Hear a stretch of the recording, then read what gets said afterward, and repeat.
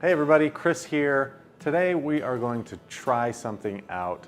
I haven't done this before, but I've done something similar. When we first moved to Idaho, right during peach season, we bought like 2 boxes of peaches, froze them, and I got into making peach cobbler, and I got super good at it. That was before my wife was grain-free, egg-free, dairy-free, all of that stuff. And so I'm going to take that and try and replicate it in an allergy-friendly way. Obviously not all allergies, but as many as we can, especially those that my wife has. We're making grain-free, dairy-free peach cobbler, and I think I'm feeling confident. I feel good about it. It's gonna be good. For our crisp that goes on top, we are going to make kind of a streusel. Mostly with coconut flour, almond flour, some nuts.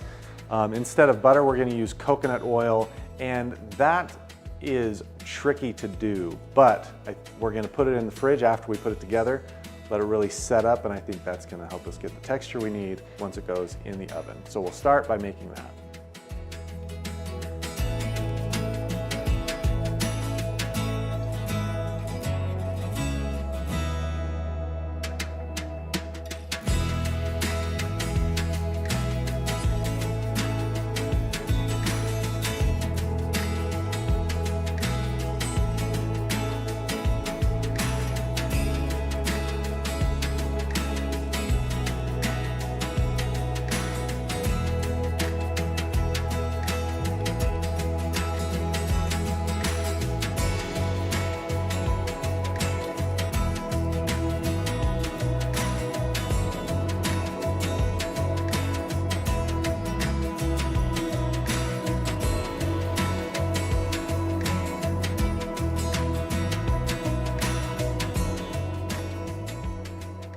The friction of the food processor warms up that coconut oil, makes it a little more melty than we want it. So in the fridge or the freezer, wherever you have space for it, we're gonna get that coconut oil to set back up, and then this will kind of clump up a little bit better so that when we put it on top of the peaches, it'll be like a crumble, and it'll bake that way too. So that's the theory at least. Let's give it a try.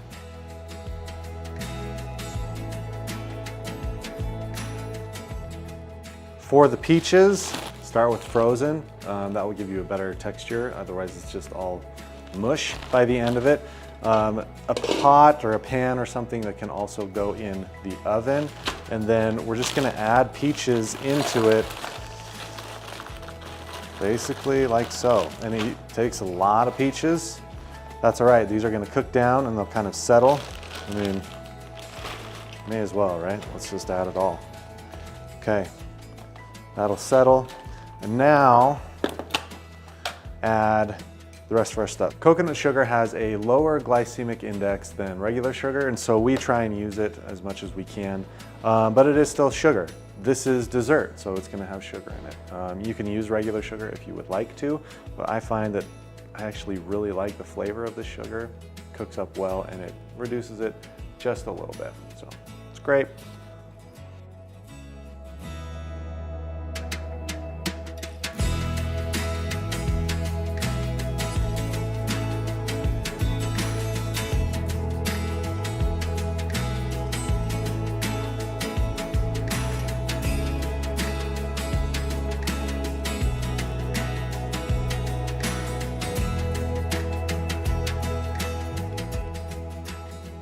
A nice shortcut to all of these spices is pumpkin pie spice.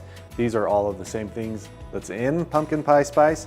I just changed the ratios a little bit, and so that's why I do them separately. But if you want to save yourself a little bit of time, just use that.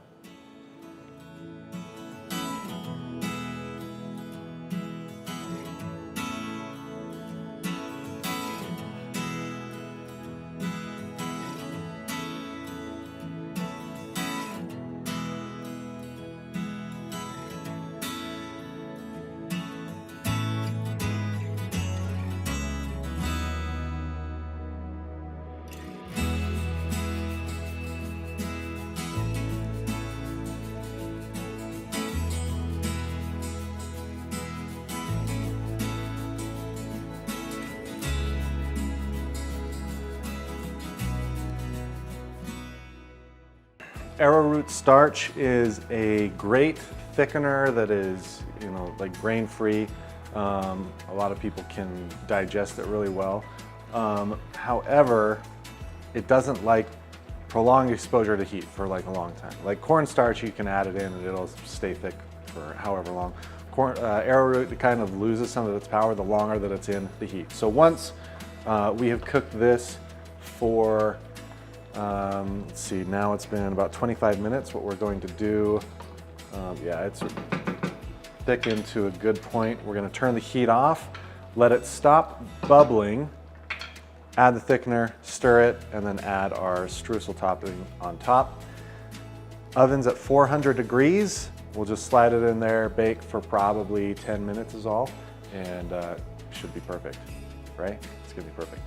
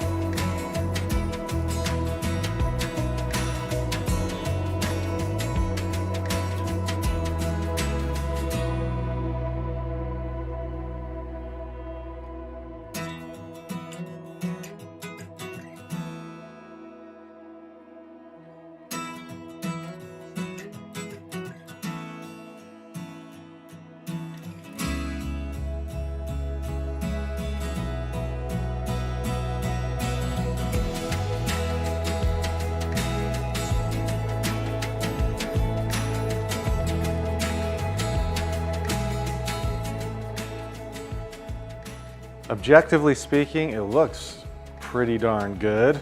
The proof of the pudding is in the eating, as they say.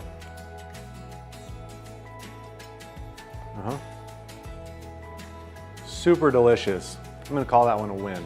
Give this one a try. Full recipe linked in the description of this video. Make it for somebody that you care about, and ring fall in. It's time. We live in the mountains of Idaho, so it's been here for a little bit.